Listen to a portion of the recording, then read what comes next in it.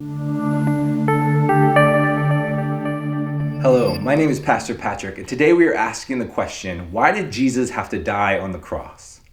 First, I would like to frame this question by saying it's not necessarily about God's power, because God was not forced to die on the cross for our sins. It's also not the case that there was no other way for God to redeem humanity. God could have chosen another way.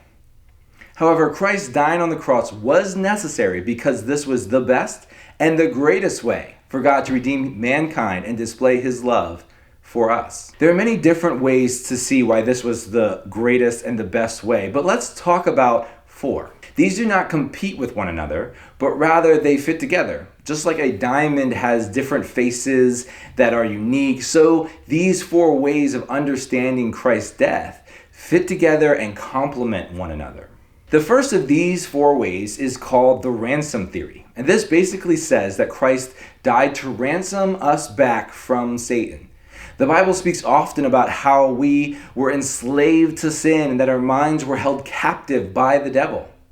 Christ dying on the cross paid the debt that we owed. As Paul says, we were bought with a price.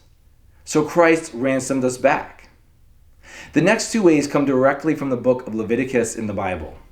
In Leviticus, the people are told to practice substitution and the use of a scapegoat. So once a year, on the Day of Atonement, they would take two lambs. One lamb they would put all their sins on, and then they would banish it into the wilderness as a scapegoat.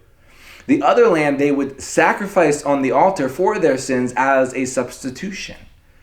These were both pictures of what Christ would eventually do on the cross. For Christ took our sins upon himself, just like a scapegoat. He also died in our place as a substitution, just like the other lamb. He took our punishment that we deserved. Christ freely dying in our place upheld God's justice while providing a way for our relationship with God to be restored. The final way is called Christ as victor. This way comes directly from Hebrews 2:14. It says that through death, he might destroy the one who has the power of death, namely the devil.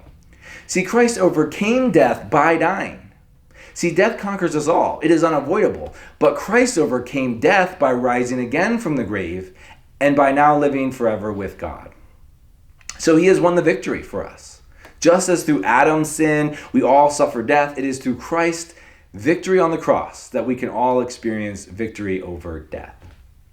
So these are the four ways that Christ's death on the cross was necessary for our salvation. Of course, God could have chosen another way. But in looking at these four ways, we can see how Christ's death on the cross ransomed us back from Satan, removed our sins as a scapegoat, paid the punishment for our sins, and won the victory over death. There's also a question, though, about the nature of Christ's death. Death on the cross was a bloody, brutal, horrendous, and evil way to die. Why did Jesus die in such a terrible way?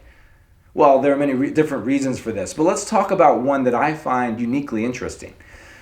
Almost 500 years before Jesus died on the cross, a philosopher named Plato entertained the question of what would happen if a perfect and righteous man lived on earth. His conclusion? Humans would make him suffer in the most extreme ways possible and hang him on a tree. Plato understood the human condition. We must not forget that the people in Jesus' day were acting of their own free will. They put Jesus through the horrendous suffering. Evil always desires to destroy good, and perfect goodness was put on display when Jesus, after going through this terrible suffering, asked forgiveness for the ones committing such evil against him. And then he conquered that very same evil by rising again from the dead. So yes, the crucifixion was brutal, but ultimately evil could not overcome good. It was God's purpose and plan being carried out by free human beings. Hopefully this video helped answer the question of why did Jesus have to die? Thank you for watching. God bless.